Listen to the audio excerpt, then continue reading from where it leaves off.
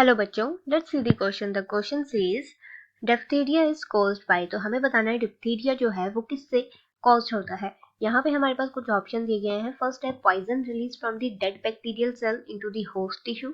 Then second is the poison released by the living bacterial cell into the host tissue, and third is the excessive immune response by the host body, and fourth is the poison released by the virus into the host tissue. अगर हम diphtheria की बात करें सबसे पहले, तो ये क्या है? ये एक डिजीज है। और ये कौन सी डिजीज है, किसकी वजह से होती है? तो ये बैक्टीरिया की वजह से वो होती है। तो हम बोल सकते हैं ये एक बैक्टीरियल डिजीज है। तो यहाँ पे हमारा ये ऑप्शन ऑटोमेटिकली गलत हो जाएगा, क्योंकि ये वायरल डिजीज नहीं है। अब बैक्टीरिया की बात करें तो कौन सा बैक्टीरिया रिस्पॉन्सिबल होता है इसके लिए? तो रिस्पॉन्सिबल है क्रॉनी बैक्टीरियम डिप्थेरिये।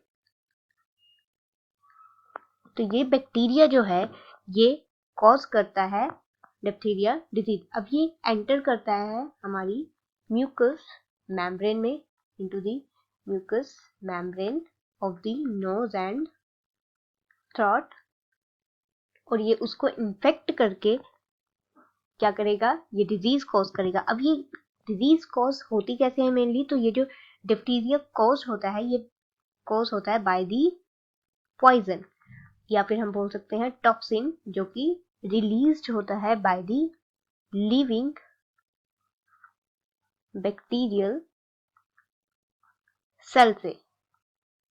मतलब कि ये जो बैक्टीरिया है रिलीज करेगा some kind of the poison, और ये पॉइजन जो है रिस्पॉन्सिबल होगा फिर सोर थॉट के लिए, and also responsible for the fever.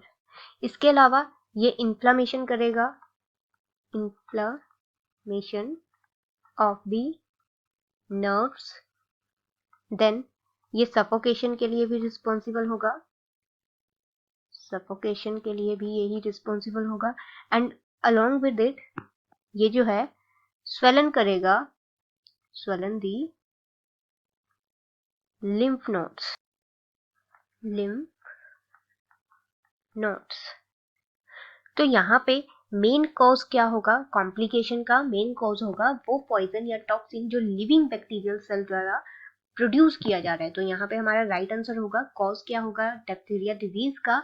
The poison which is released by the living bacterial cell into the host tissue. तो राइट आंसर होगा option number B. Hope you understand the problem. All the best, thank you.